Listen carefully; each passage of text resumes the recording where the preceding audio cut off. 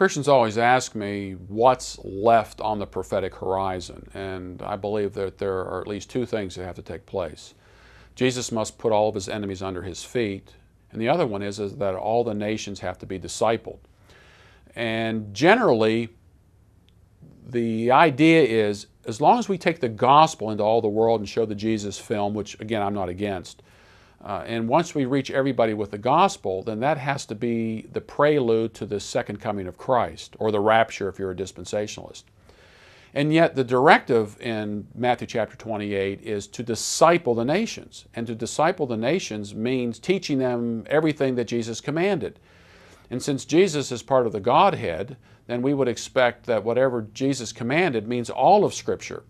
And 2 Timothy chapter 3, verses 16 and 17 are very clear that all Scripture is inspired of God and profitable for reproof and correction, that the man of God might be equipped for every good work.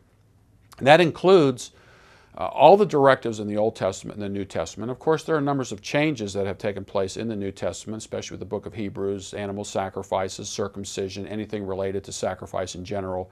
There are a number of ceremonial laws that are specifically fulfilled in Jesus Christ. But there are specific laws in the Old Testament that are applicable today in terms of law itself, the judicial procedures, economics, journalism, truth-telling. You can go down the list and begin to see that the Bible applies to every facet of society. What made America great was Christians believed that the Bible applied to every area of life.